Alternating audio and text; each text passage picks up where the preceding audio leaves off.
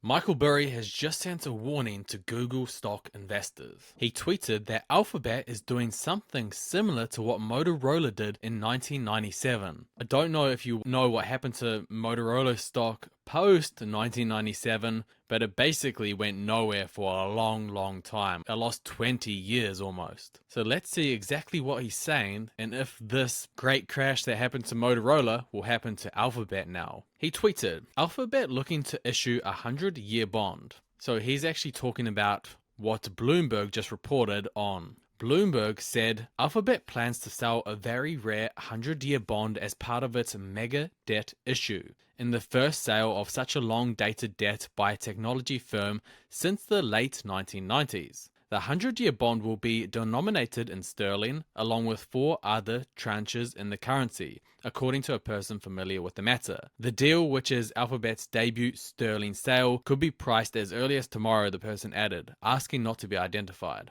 It marks the first debt sale with such an extreme maturity by a technology firm since Motorola sold this type of debt in 1997, according to data compiled by Bloomberg. The market for 100-year bonds is dominated by governments and institutions like universities with potential acquisitions, outdated business models, and technological obsolescence, making such deals a rarity for corporates. So that's big news. Alphabet plans to sell a very rare 100-year bond.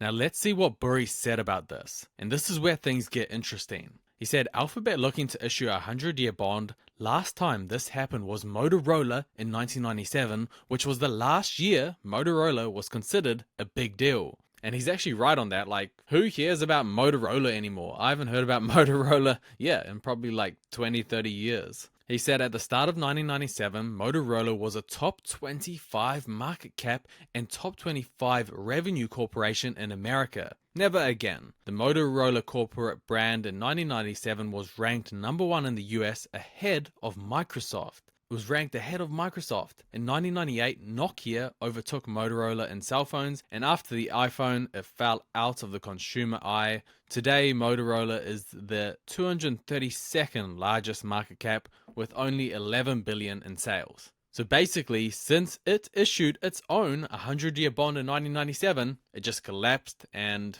the company became almost irrelevant. And now, Alphabet's doing a similar thing. They plan to issue their own very rare 100-year bond. So the question obviously comes, well, is Alphabet just going to turn out like Motorola and just crash and eventually fade into nothingness? Well, if you look at the stock price, it's doing the opposite, It's at the peak of their power, basically. Look at the stock price. It's gone up 194% from $105 to $309. So stock price is not saying this. Stock price is saying everything's at their peak. Look at fundamentals. This is net income. Net income isn't really saying this. Net income went from 76 billion in 2021 to 132 billion in 2026. So that's basically doubled in income, and sales just been going up from 250 billion to 400 billion. So they're basically growing revenue at around 15 to 10%, and they're growing net income by even more, between 30 to 20 to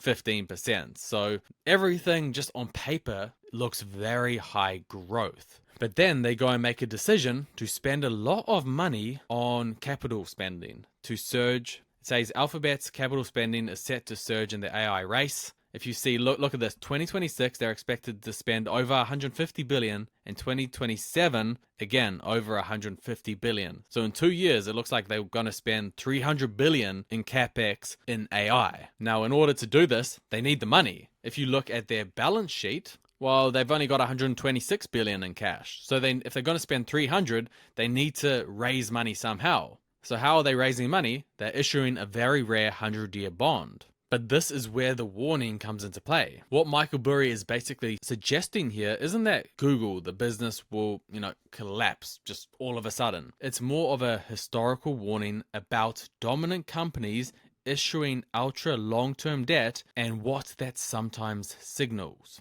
So when Alphabet considers issuing a 100-year bond, it can imply that the company is extremely mature and stable now. It can imply that growth opportunities may be slowing. It can imply that management feels comfortable locking in somewhat cheap financing for the very long term. So Burry's argument is historically some companies did this near their peak dominance, not during early growth. When you think about it, you don't really see high growth startups, new companies issuing these type of bonds. Amazon didn't do it at the start. Apple didn't do it at the start when they were growing. It's more when a company gets quite mature. And these 100-year bonds, yeah, it can look quite attractive. Like, look at all this money we're going to get. But it does carry some downside risks. And here are some of the main ones with issuing this bond. One is you have locked in payments for a whole century, 100 years. So if a company like Alphabet issues a 100-year bond, it must keep paying interest for decades. It's obligated to.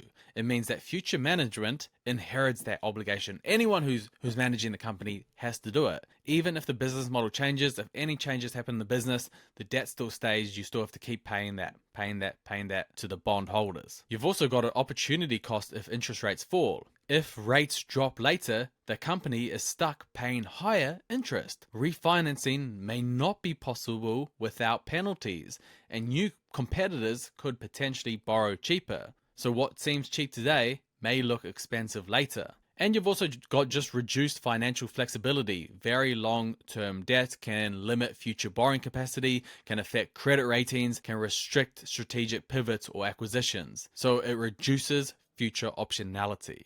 And this takes us to Motorola in 1997. You know, in the late 1990s, it had a huge brand. It was a top market cap company, a top revenue company. It was even ahead of Microsoft in brand ranking at this point. It was dominant in mobile phones. And then it issues the 100-year bond. And then following that, what happens? Nokia overtook them in basic cell phones. Later, smartphones, led by Apple, changed the industry, as we all know, in 2008. And following that, Apple just dominates. And Motorola kind of faded from at least the mainstream consumer relevance. I mean, no one really cares about Motorola anymore. I barely do, and I'm pretty big at following what's happening in stocks, what's happening in companies, and I don't even hear about Motorola. So what is Burry saying by this tweet? He's saying that tech dominance is not permanent. Innovation cycles can shift quickly.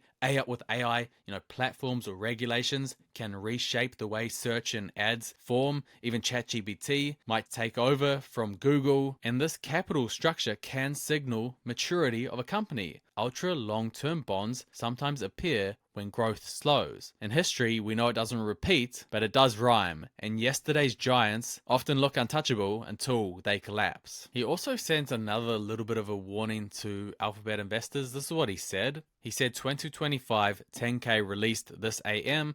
Alphabet changed its wording and specific methodology both in its risk factor section and its property and equipment useful lives description. It now includes historical asset performance and expected technology developments. The latter a more formal rephrasing with a different proactive connotation. What he is pointing out here is that Alphabet may be quietly acknowledging that its massive spending on AI servers, on chips and data center equipment could become obsolete faster than if expected. If that happens, the company would have to write down those assets sooner, which reduces reported profits and suggests the AI boom might not be as financially solid as investors assume. The deeper risk that he's hinting at is that tech companies could be over-investing in AI infrastructure, inflated earnings now while future cost and depreciation are being underestimated. Something he thinks could resemble past market bubbles flagged in filings with regulators like the US Securities and Exchange Commission. So these are just some of the problems that we see with Google stock, even if from the outset everything looks all fine and dandy and almost perfect.